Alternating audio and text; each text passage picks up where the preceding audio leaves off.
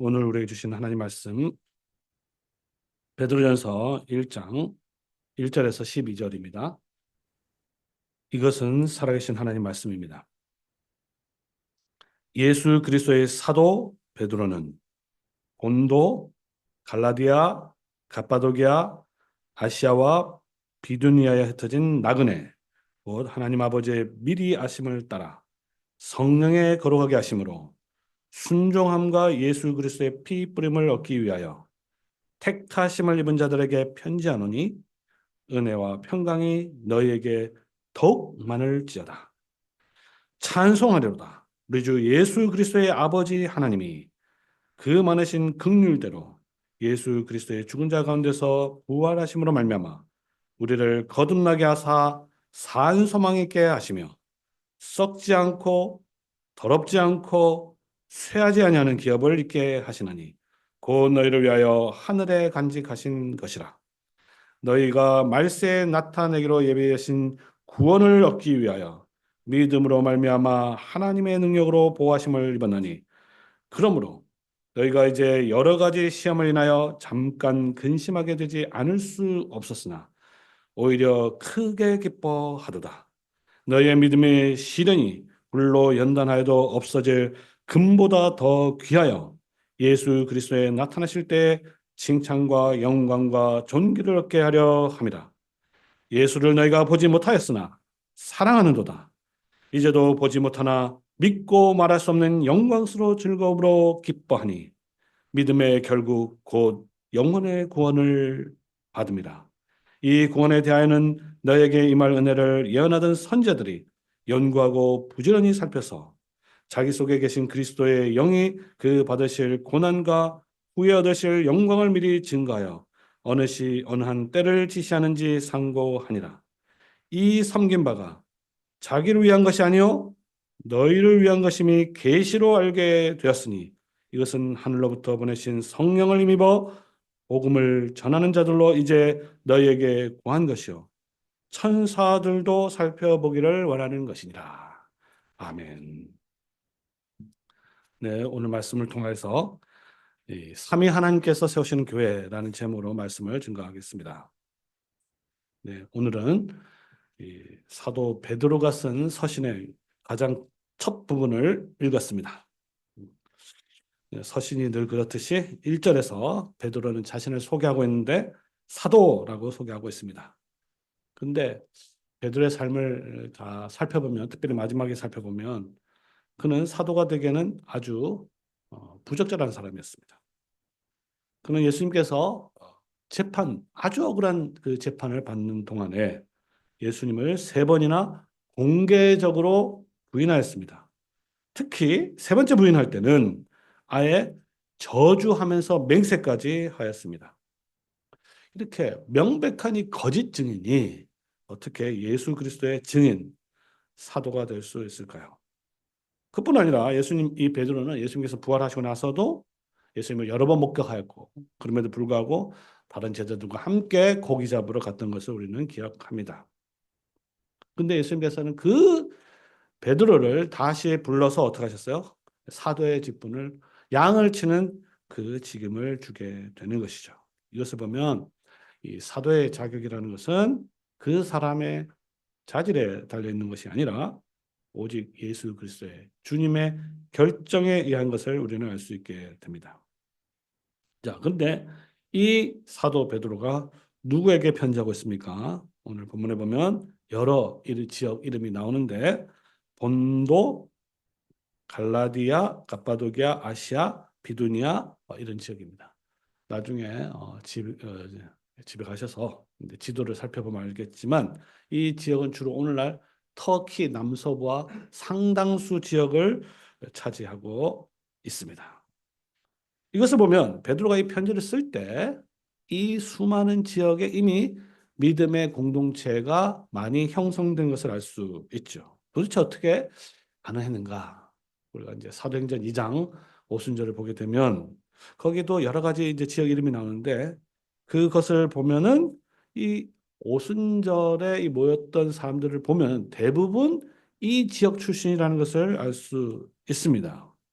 그러니까 그들이 다른 나라 말을 배우고 있었고 오순절에 와서 그 오순절 놀라운 기적들을 특별히 하나님의 큰 일을 방언으로 들었어요. 그렇죠? 방언으로 들었고 그리고 방언으로 들은 다음에 이 베드로가 긴 첫 설교를 하게 되죠. 그러니까 이들은 이 뭐 아시아, 비두니아, 갑바도 이 사람들은 오순절 와서 어, 방언을 통해서 하나님에 대한 큰 일을 목격하였고, 그다음 베드로의 설교를 통해서 그 의미가 무엇인지 실제로 들었고, 특별히 그것을 통해서 회개하고 세례를 받았을 것입니다. 그러니까 3천 명이 세례 받았는데 그 중에 상당수가 이 지역 출신들이었죠. 그러니까 이 베드로의 설교 사역을 통해서 이 지역의 믿음의 공동체가 형성된 것을 알 수 있습니다. 사도행전을 보면 1장부터 15장까지는 주로 베드로가 사역하고 있는데 이 이방인의 사도였던 바울과 달리 베드로의 주된 사역은 유대인이었습니다. 그래서 갈라디아서를 보게 되면 2장 8절에 보면 베드로를 할례자의 사도라는 말을 쓰게 되는 거예요. 그러니까 바울은 이방인의 사도, 베드로는 할례자의 사도였습니다. 15장 이후에는 예루살렘 공의회 이후에는 더 이상 베드로에 대한 기억이 없지만 우리가 베드로가 이 할례자의 사도라는 것을 기억한다면 베드로는 그 이후에도 지속적으로 흩어진 유대인들을 위한 사역을 했다는 것을 유추할 수가 있을 것입니다. 팔레스타인뿐만 아니라 이 터키 지역 그 더 넘어서 유대인들을 위한 사역자가 베드로였습니다. 자, 그런데 이 편지 서문에서 이 베드로는 그 편지를 받는 사람들에게 이제 흩어진 나그네라는 말을 쓰고 있습니다. 여기서 이제 흩어진 이란 말은 한 번쯤 여러분 들어보셨을 텐데 이제 디아스포라라는 말이에요. 디아스포라 흩어졌다 있는 거죠. 이 약속의 땅에 살았던 이 유대인들이 여러 과정을 거쳐서 온 지역에 다 흩어졌어요. 주로 이방인들의 왕들에 의해서 흩어진 것을 우리가 알 수 있습니다. 바벨론 느부갓네살 왕이 이제 이스라엘 백성들 다 포로로 끌고 가잖아요.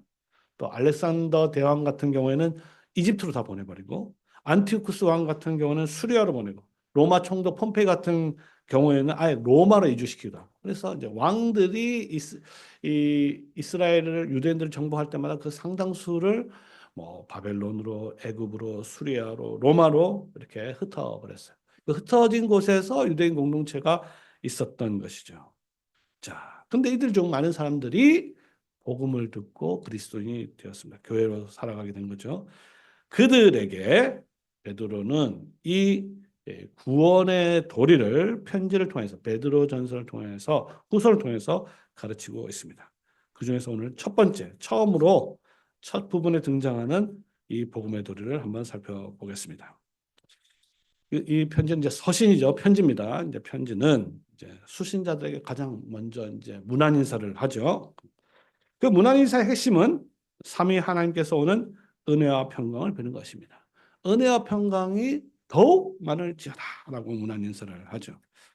그래서 이 편지 가장 처음에 우리는 삼위 하나님의 사역이 아주 선명하게 드러난 것을 알 수 있습니다. 그러니까 이 삼위일체 하나님은 이 베드로 전서 또 베드로 후서 모든 이 서신의 배경이 되는 거죠. 그러니까 이 서신서를 읽을 때, 또 모든 서신서를 읽을 때 우리는 맨 앞에 있는 삼위 하나님이 이 전제가 되고 있다. 그러니까 이 하나님에 대한 인식이 없으면 이 말씀을 읽는 것 자체가 사실은 별 의미가 없다는 것을 우리가 기억해야 할 것입니다. 그러니까 모든 성경은 다 그 하나님이 바로 성부, 성자, 성령, 삼위 하나님이라는 것을 기억해야 하는 것이죠. 자, 근데 베드로는 이 흩어진 나그네를 뭐라고 규정하고 있냐면 택하심을 입은 자들, 택자라고 이야기하고 있습니다. 택자, 택하심을 받은 자. 우리 한글 성경에는 이 나그네하고 이 택하심을 입은 자 사이에 굉장히 이제 뭐 많이 들어 있는데 이제 성경 원문에 따르면 이제 나그네, 택하심을 받은 자 바로 붙어 있습니다. 자, 그래서 비록 이들은 이 세상에 흩어져 있고 나그네로 살고 있지만 그래서 굉장히 불안하게 살 수 있을 수밖에 없지만 택함을 받아야 돼요. 이건 확신이죠. 나그네로 하니까 이게 참 멋있어 보일지 모르겠지만요. 이게 이제 우리나라 말로 번역하면 이제 불법 체류자와 비슷한 말이겠죠. 자, 그러니까 이들은 나그네로 살면서 이방인으로 살면서 불법 체류자로 살면서 이 본토인들에게 무시당하고 주변인으로 살았지만 그들은 하나님의 백성이고 하나님께서 택하신 자들이었어요. 그런데 예수님이 오시기 전에는 하나님의 선택받은 백성들은 오직 유대인들만 가능했습니다. 그런데 무조건 아브라함의 피를 이어받았다고 해서 하나님의 백성이 될 수는 없었죠. 이제는 그리스도로 말미암아 새 시대가 되었는데 이제 믿음으로 말미암는 예수 그리스도로 말미암는 새로운 백성들이 형성되기 시작하였어요. 그것이 바로 삼위 하나님을 새롭게 경배하는 하나님께서 새로운 공동체인 교회인 것입니다. 그런데 우리도 이제 하나님의 택하심을 받았는데 이 택하심을 받았다는 확신을 얻기 위해서는 어떻게 택하셨느냐? 하나님께서 이 어떤 방식으로 무엇에 따라서 했느냐? 이것을 아는 것도 굉장히 중요합니다. 오늘 사도 베드로께서 우리에게 그것을 아주 분명하게 가르쳐 주고 있는데 우리 중고등부 학생들 나중에 한번 테스트 해봐야 되는데 제가 오늘 헬라어를 한번 가르쳐 주겠어요. 간단하니까. 자, 이 중고등부 학생들 여기 있네. 자, 따라하세요. 헬라어로 오늘 가르치겠습니다. 카타, 엔, 에이스. 할 수 있겠죠? 카타 엔 에이스.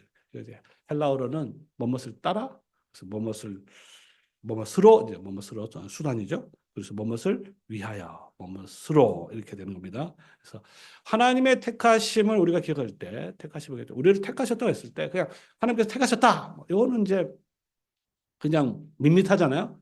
구체적인 믿음이 되기 위해서는 어떻게 했는지를 정확하게 기억해야 되는데 무엇에 따라서 우리가 택하셨는지, 그래서 무엇으로서 또 택하셨는지, 또 그 목적이 무엇인지를 정확하게 알아야 되는 것이에요.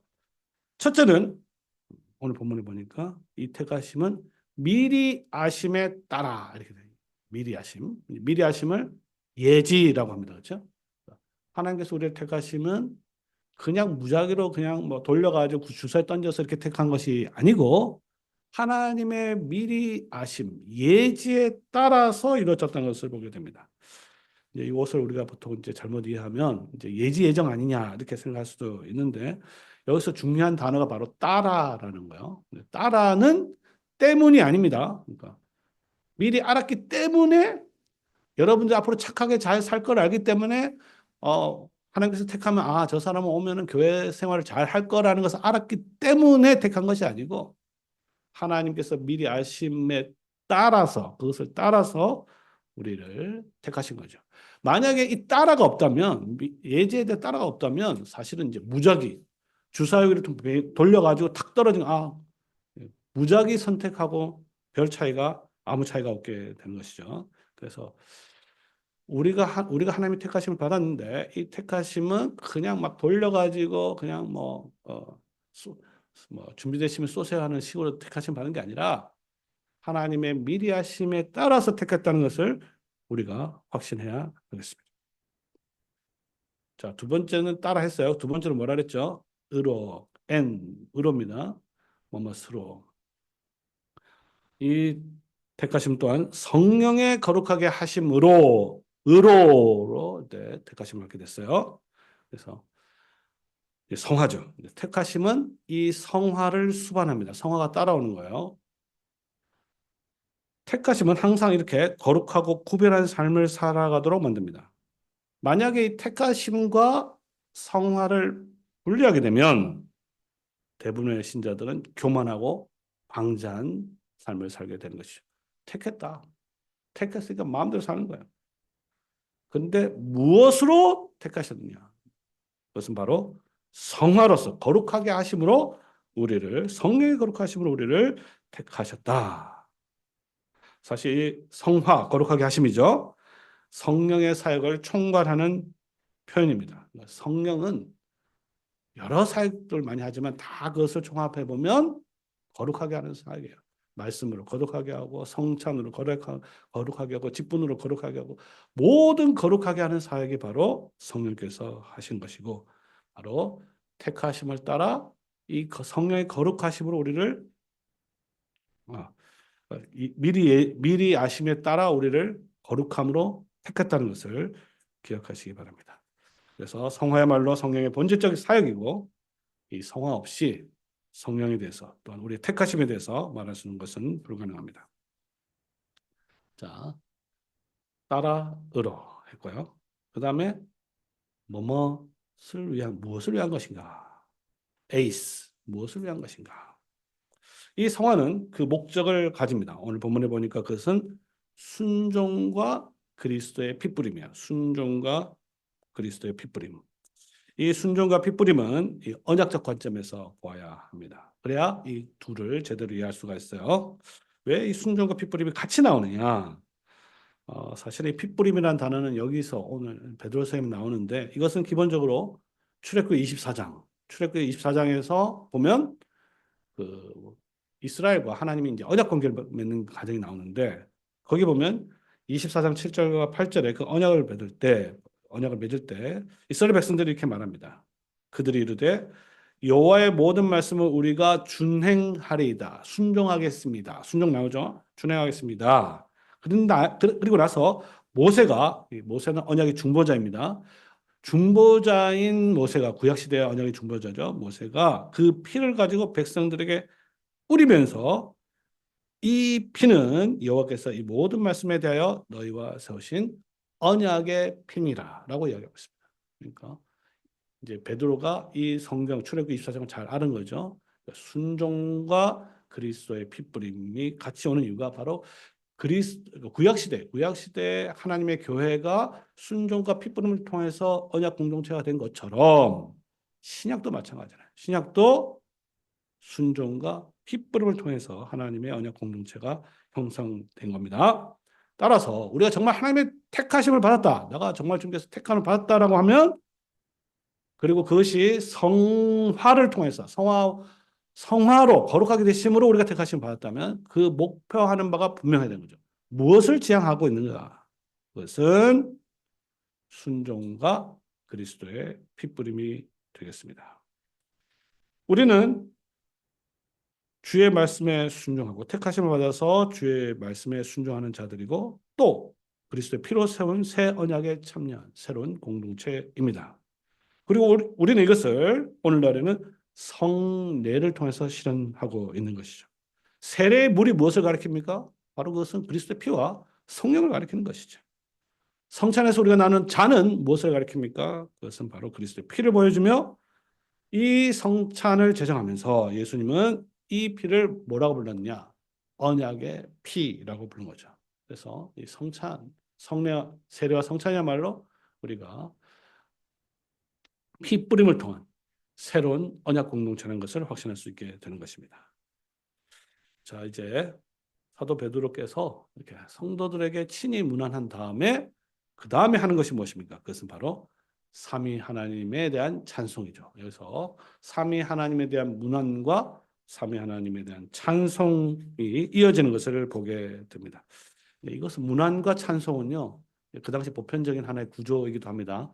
대표적인 것을 우리는 이제 에베소서에서 동일하게 봅니다. 에베소서에도 바울 사도가 문안을 하고 찬송하기도 하면서 찬송하는 것을 보게 됩니다.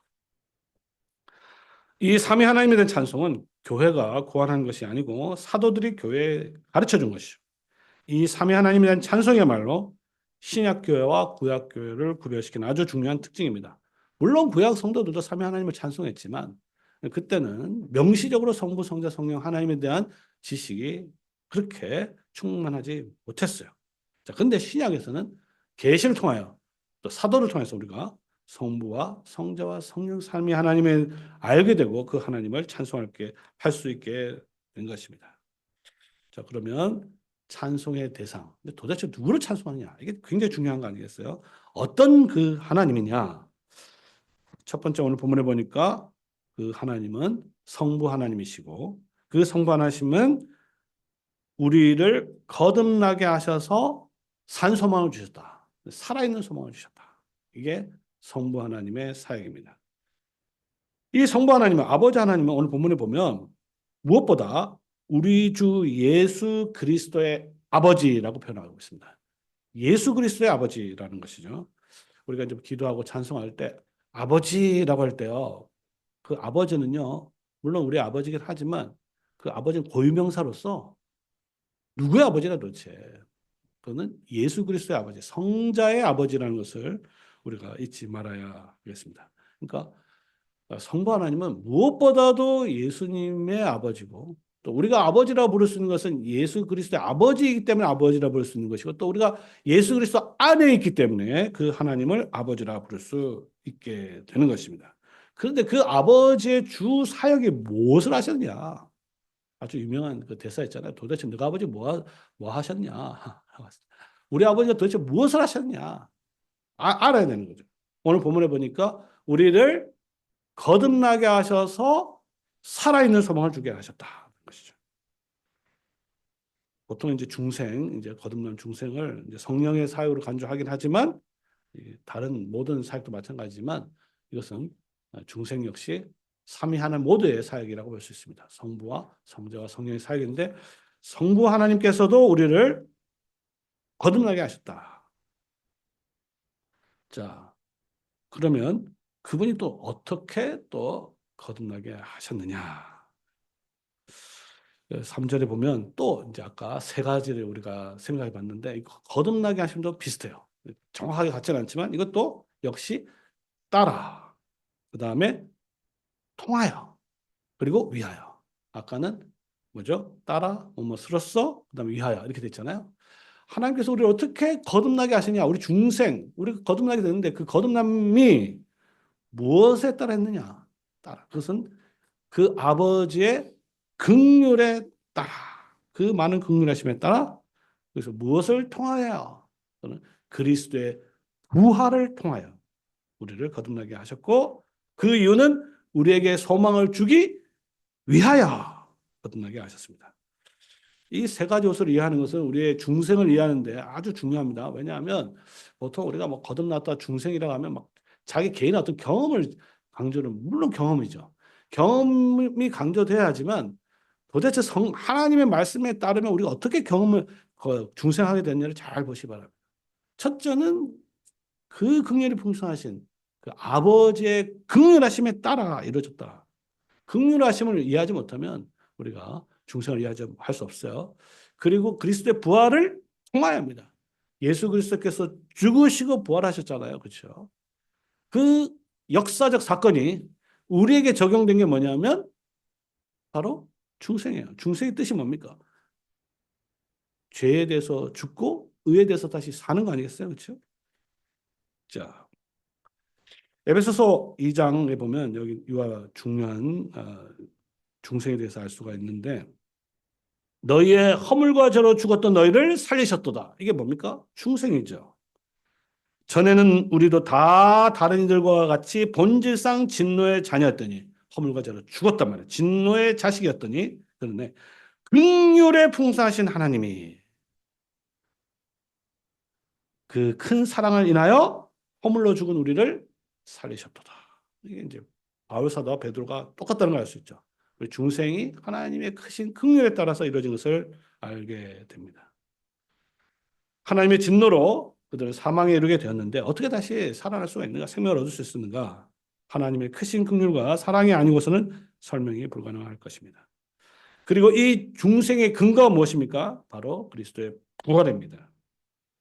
우리의 중생은 그리스도의 부활을 통하여 이루어집니다. 이 점에서 그리스도의 부활과 우리의 중생은 아주 밀접하게 연결되어 있어요. 믿음으로 우리가 그리스도와 연합하게 되면 우리는 죄에 대해서 죽고 의에 대해서는 살게 되는 것입니다. 이게 바로 중생이죠. 중생은 그리스도의 죽음과 부활이 신자 개개인에 적용된 것입니다. 따라서 예수 그리스도께서 부활하셨다라고 믿는 이 믿음은, 그 믿음은 사실이지만 여기서 끝나면 역사적 믿음이 되는 것이죠. 이게 진정한 구원 얻는 믿음이 되기 위해서는 우리도 그 부활을 통하여 죄에 대해서 죽고 의에 대해서 살아났다라는 중생, 거듭났다는 것을 믿어야 되는 것입니다. 즉 예수 그리스도의 부활이 오늘 우리에게 일어나는 중생이 바로 영적인 실제라고 이야기할 수 있습니다. 성부의 긍휼에 따라서 그리고 성자의 부활을 통해서 거듭나게 하신 분은 성부 하나님 우리에게 이 산 소망 또는 살아있는 소망으로 인도하십니다. 소망으로, 살아있는 소망으로 인도하신 거죠. 그러니까 소망은 이제 중생의 목적지가 되는 것입니다. 어, 이것이 구체적으로 무엇인지 그 다음 문장이 잘 설명하고 있는데 이 소망은 도대체 뭐에 대한 거냐? 뭐 이 세상에서 잘 먹고 잘 사는 거냐? 뭐 그건 아니죠. 여기 보면 썩지 않고 더럽지 않고 쇠하지 않는 다 이제 부정으로 돼 있어요. 썩지 않고 더럽지 않고 쇠하지 않는 기업 유산이죠. 근데 이 세 가지 부정적 형용사는요, 주로 하나님께 적용되는 표현들이에요. 하나님은 썩지 않는 분이시다. 하나님은 더럽지 않는 분이시다. 하나님은 쇠하지 않는 분이시다. 불면하시는 분이시다. 그러니까 우리가 하나님에 대해서 이야기할 때 긍정보다는 부정을 많이 사용하거든요. 왜냐하면 인간의 언어가 한계가 있기 때문에. 따라서 이 기업이 하늘에 있다는 것이죠. 하늘에 간직된 것이라고 베드로는 설명하고 있습니다. 자, 구약 이스라엘 백성들에게 이 유업이라는 것은 땅에 있는 것이죠. 가나안 땅이죠. 가나안 땅은 어떤 땅입니까? 뭐 결국 썩어지는 땅, 결국 더럽혀지는 땅, 그리고 결국 쇠하여서 없어지는 땅이었습니다. 실제로 없어졌고요. 자, 그런데 우리에게 있는 기업은 썩지 않고 더럽지 않고 쇠하지 않는 하늘에 있는 소망이라는 것입니다. 그래서 하나님께서 우리에게 주시기 위해 하늘에 간직한 유산, 영생의 기업, 여기에 대한 소망이 살아있는 소망이에요. 그 외 다른 거는요, 결국 여러분들 어떤 소망을 가지고 있는지 모르겠지만, 결국 다른, 이 외에 다른 소망들은 결국은 뭐 제한된 소망, 뭐 있다가 없어지는 소망이에요. 우리에게 우리에게 있어야 될 살아있는 소망, 정말 영원한 소망, 또 썩지 않고 더럽지 않고 쇠하지 않는 소망은 바로 하늘에 있는 그 기업을 우리에게 간직하게 되는 것입니다. 자, 진짜 이 소망 이야기고요. 이 소망은 근데 미래에 관한 것인데 하나님께서 이 하늘에 간직한 이 유산은 마지막 날에 우리에게 주어질 것입니다. 자, 마지막 날에 우리가 이 유업을 받게 되는데 그 전에 그동안 어떤 일이 우리에게 일어나는가? 그동안 우리가 신자들이 이 세상에서 정말 편안하고 아무 걱정 없이 그렇게 살아가는가? 그렇지 않습니다. 적어도 이 편지를 받는 베드로서를 받는 성도들은 어떤 상황에 있었냐? 고난 중에 있었어요. 그렇죠? 그들은 여러 가지 시험을 받은 자들이었고 그리고 그것 때문에 시험 때문에 근심 가운데 있기도 하였습니다. 근데 오늘 본문에 보니까 그 근심은 잠시라는 것이죠. 잠시뿐이었기 때문에 그 근심 가운데서도 그들은 오히려 크게 기뻐했죠. 자, 고난과 근심, 잠시 동안 이 세상에 있는 그 뭐 경험하는 동안은 굉장히 길지만 결국은 그것이 지나고 나면 잠시잖아요. 잠시 동안 고난 가운데서 기뻐할 수 있던 이유는 그것은 뭐냐? 그들이 믿음으로 말미암아 하나님의 능력으로 보호받았기 때문입니다. 5절에 그렇게 됐죠. 여기서 이제 믿음이 나옵니다. 여기서 소망과 믿음의 관계가 연결되는 것을 보게 되는 거예요. 그래서 믿음으로 말미암아 그들이 보호받게 됐다. 시험과 환난과 고난이 있지만 믿음으로 말미암아 하나님의 능력이 함께 하셨을 때 그들이 보호를 받을 수 있어요. 자, 근데 여기서 이제 믿음이 어떤 믿음이냐? 이제 우리도 뭐 웨스트민스터 신앙고백에서도 계속 강조하고 있지만 이 믿음은 당연히 구원을 하게 하는 구원에 이르는 믿음이에요. 뭐 다른 믿음이 아닙니다. 구원 얻는 믿음. 오늘 본문에 보면 이게 좀 정확하게 나타나지 않은데 번역이 조금 이제 야, 희미하게 하는데 여기서 이제 번역을 정확하게 하면 구원하게 하는 믿음이라는 것이죠. 그리고 10절은 아주 분명하게 그 믿음의 결국이 뭐라고 되어 있어요? 영혼의 구원이라고 이야기하고 있습니다. 그러니까 믿음의 결국 이끄는 바가 뭐냐? 구원이라는 것이죠. 구원하는 믿음에 대해서 지금 이야기하고 있습니다. 그리고 이 믿음은 다른 믿음과 달리 끝까지 견디는 믿음이에요. 그렇죠. 그래서 믿음의 시련 또는 믿음의 확실함, 믿음의 견인이라고 할 수 있는데 이게 얼마나 대단한 거냐 했을 때 사도 바울은 이 믿음을 금에 비유하고 있어요. 이제 금을 보면 금을 만들기 위해서 막 불에 단련시키잖아요. 근데 불을 너무 세게 하면 어떻게 됩니까? 불순물만 없어질 뿐만 아니라 심지어 금도 없어진단 말이에요. 금도 타버린단 말이에요.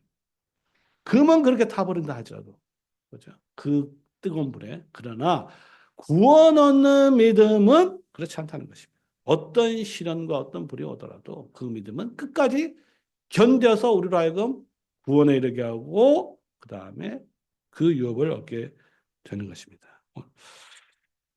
자, 그래서 구원 얻는 믿음은 그리스도, 오늘 보면 그리스도에 나타나실 때까지, 그리스도 나타날 때까지 확실하다라는 것이 본문의 가르침입니다. 그리고 이 믿음은 우리에게 칭찬과 영광과 좋은 길을 얻게 할 것입니다. 그 다음에 이 믿음이 우리에게 소망을 가지게 함과 동시에 또 우리를 사랑으로 이깁니다. 사랑. 그리스도를 사랑하게 하십니다. 이 본문에서 이제 믿음, 소망, 사랑. 순서는 좀 바뀌었지만 소망, 믿음, 사랑으로 되어 있지만 어쨌든 이 본문 속에서 우리는 믿음, 소망, 사랑을 아주 선명하게 보게 됩니다. 예수 그리스도를 너희가 보지 못하였으나 사랑하는도다. 아마도 베드로 편지를 받은 사람들은 아마 예수님을 대부분 실제로 본 적이 없을 거예요. 물론 본 사람도 있겠죠. 그러나 시간이 많이 흘렀고 그 사람들 많이 죽었을 수도 있고 그 다음에 뭐 더 이상 예수님 계시지 않으니까 어쨌든 예수님을 보지 못하는 거죠. 보지 못하는 사람. 보지 못하는 사람 사랑할 수 있는가? 보지 못하는 사람 어떻게 사랑할 수 있는가? 그것은 바로 믿음 때문인 것이죠. 보지 못하지만 믿을 수 있고 믿기 때문에 말할 수 없는 영광스러운 즐거움으로 기뻐할 수 있는 것입니다. 그러니까 믿음이 그리스도에 대한 사랑으로 이끈다는 것이죠. 자, 이제 보지 못한 사람 이제 믿음이 있어야 되는데 도대체 믿음 또 어떻게 생기느냐 한번 이제 마지막으로 생각해 봐야 되는 것이죠. 그러니까 이 믿음이 없으면 우리가 소망도 할 수도 없고 사랑도 할 수 없잖아요. 여러분들 참 저도 신기한 게 저도 뭐 저는 당연한 생각인데 여러분들 어떻게 예수님을 보지도 못했는데 이게 잘 사랑했어서 이 교회 왔는지 참 이해가 안 갈 때가 있습니다. 아, 정말 끝까지 사랑하시기 바랍니다. 보지 못하는 그리스도를 위해서 그 믿기 위해서 그 믿음을 일으키기 위해서 필요한 것이 뭐냐면 성령의 증거입니다. 성령의 사역이 나와요. 이 증거가 없다면 신자들은 그리스도를 믿을 수 없죠. 믿음은 믿을 수 없으면 또 사랑할 수 없고 또 소망할 수도 없는 것이죠. 이 찬송의 마지막에서 베드로는 이 성령의 사역에 대해서 노래하고 있습니다. 하나님께서 예수 그리스도를 통하여 자기 백성을 구원하는 이 구원 계획이 정말로 신비하기 때문에요. 사실은 그것을 본인이 이해하고 그것을 다른 사람에 전하기가 사실 쉽지 않습니다. 이것을 이해하기가 쉽지가 않은 거예요. 우리는 어떻게 보면 그걸 너무 쉽고 당연하게 생각하는데 그 쉬운 게 아닙니다. 자, 그러면 이 구원의 도를 전해서 그것을 믿어야 믿음이 생기는 건데 이것을 위한 하나님의 방식이 뭐냐라는 것이죠. 그것은 바로 하나님께서 자신의 사역자들을 세우는 것입니다. 성령 하나님께서 그냥 뭐 택한 자들이 막 그냥 뭐 그죠? 줄 수도 있겠지만 그렇게 하지 않고 하나님께서는 특별한 사람을 세우셨습니다. 구약 시대에는 하나님께서 선자들 세웠죠. 오늘 선자들 세웠다고 되어 있습니다. 신약 시대는 사도와 복음 전하는 자들을 세웠어요. 구약 시대 선자들은 이 구원에 대해서 부지런히 연구하고 살폈다. 10절에 그렇게 되겠죠. 특별히 뭐에 대해서 살폈냐? 이게 도대체 언제 일어나느냐? 언제 구원받고 언제 영광을 받을 거에 대해서 열심히 탐구했다. 성경을 통해서 탐구했다. 선자들이 그런 일을 할 수 있었던 것은 그건 뭐냐면 오늘 본문에 그리스도의 영, 즉 성령께서 그들 안에 거하면서 미리 증언했기 때문입니다. 그러니까 성령께서 선자들 안에 계시고 그들 선자를 통하여 열심히 연구하고 열심히 탐구하게 하고 그리고 그것들을 기록하게 하고 다음 세대에 전수했기 때문에 오늘 우리가 믿음을 얻게 된 것이죠. 그래서 오늘 본문 12절에 보면 그 선자들의 사역이 자기를 위한 것이 아니라 바로 우리를 위한 것이다 라고 명백하게 이야기하고 있습니다. 자, 그리스도 오시기 전에 성령께서는 선자들을 통하여 오늘 우리가 이제 니케아 신경 고백했잖아요. 성령이 어떤 분이냐? 성령이 어떤 분이에요? 성령을 통해 말씀하셨다. 이게 우리 고백입니다. 그리스도의 그 고난과 영광, 고난과 후회받은 영광을 통해서 그것을 성령께서 우리에게 계시하신 이유는 그 선자들에게 그 계시하셨단 말이에요. 선자를 위해서 하신 거냐? 그게 아니라는 거죠. 선자들에게 보이신 것은 그 구원의 도, 심지어 천사들도 알기 원한 그 구원의 도를 그 선자들에게 알리신 것은 그 선자를 위한 것이 아니요. 바로 오늘 이 자리에 있는 우리를 위한 것이다. 이게 사도 베드로의 가르침인 것입니다. 그들이 기록한 하나님의 말씀, 선자들이 기록한 하나님의 말씀은 그리스도께서 오실 때까지 신자들에게 구원의 놀라운 비밀을 알게 하신 것입니다. 자, 근데 이제 승천하신 이유는 어떻게 됐어요? 승천하신 이유는 그리스도께서 하늘에 오르셨고, 이제 이 세상에 당신의 복음 전하는 자, 특별히 오늘날에는 말씀을 전하는 목사들을 세우셔서 그 구원의 도리를 전하게 되는 것이죠. 그러니까 목사들이 왜 열심히 공부하고 왜 말씀을 탐구하고 말씀을 열심히 하느냐. 저의 좌우명 중에 하나가 그거라고 여러분 아시잖아요. 저 공부해서 남주자. 이게 제 생활 모토인데 제가 왜 열심히 공부하고 왜 열심히 하나님의 말씀을 탐구하고 그 이유는 무엇인가? 그것은 저 혼자 잘 믿고 저 혼자 잘해서 이렇게 하기 위한 것이 아니고 바로 여러분들을 위한 것이다. 라는 것을 기억하시면 합니다. 이게 바로 하나님께서 여러분들에게 성도들에게 믿음을 일으키는 방식이에요. 이 구원의 계시가 오늘날에는 하나님의 말씀의 사역자를 통하여 성도들에게 전달되고 있습니다. 그러니까 목사 안에서 말씀의 사역자 안에서 역사하신 그 성령 하나님을 믿어야 되는 것이고 그 성령 하나님의 증거가 설교를 통한 증거를 여러분들이 받을 때 여러분들이 믿음을 얻게 되는 것이고 그 믿음은 여러분을 하여금 소망으로 보지 못하는 예수 그리스도를 사랑할 수 있게 되는 것이죠. 말씀을 정리하겠습니다. 자, 베드로의 첫째 편지에서 이 서두에서 우리는 사도 베드로를 통해서 삼위 하나님의 문안 그리고 삼위 하나님에 대한 찬송을 보게 됩니다. 이 삼위 하나님을 알 때 특히 하나님의 사역에 대해서 알 때 신자는 교회가 어떤 존재인지를 알게 됩니다. 하나님에 대한 지식 그리고 인간에 대한 이 지식은 서로 분리될 수 없습니다. 오늘 본문에 따르면 교회는 무엇보다 삼위 하나님께서 세워가는 공동체인 것입니다. 교회는 삼위 하나님께서 택하신 공동체고 이 공동체는 성부의 예지에 따라 성령 하나님의 성화에 의해서 그리고 결국은 그리스도의 핏부림을 위해서 택함을 받았다는 것을 기억하십시오.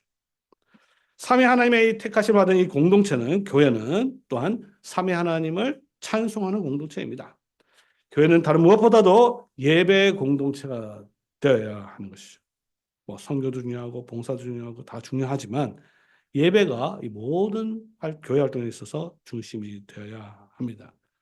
예배가 중심이 되지 않는 그 교회, 그 인간들의 모임, 별 차이가 없게 될 것입니다. 예배의 중심을 포기하게 되면 교회는 세소가 될 수밖에 없습니다. 거룩한 공동체, 교회가 되기 위해서 부지런히 삼위 하나님을 찬송하는 찬송에 교회가 힘써야 하겠습니다. 마지막으로 찬송을 한다고 해서 그것이 무조건 예배가 되는 건 아니죠. 오늘 본문에 보듯이 삼위 하나님을 찬송하는데 도대체 어떤 하나님, 무엇을 하시는 하나님, 어떤 분이신 하나님을 잘 알고 그 하나님을 찬송해야 진정한 찬송이 돼야 돼요. 삼위 하나님에 대한 이 찬송이 이 전제라는 이것이 없어지면 결국은 그 찬송이 인간적이 될 수도 있고 세속화된 찬송이 될 수도 있습니다. 자, 이것을 극복하기 위해서 본문 말씀에 따르면 찬송의 주된 내용이 삼위 하나님의 사역이 되어야 하는 것이죠. 성부 하나님께서 우리를 어떻게 거듭나게 하셔서 살아있는 소망을 가지게 했는지, 우리가 어떻게 예수 그리스도를 믿고 사랑하게 됐는지, 성령께서 어떻게 구원의 계시를 증거하고 있는지 우리가 분명히 알아야 되겠습니다. 믿음과 소망과 사랑 가운데 우리 살아있는 유일하신 삼위 하나님을 의지하고 순종하며 살아가는 우리 광교 장로교회 성도들에게 은혜와 평강이 더욱 많기를 성부와 성자와 성령의 이름으로 축원합니다. 아멘.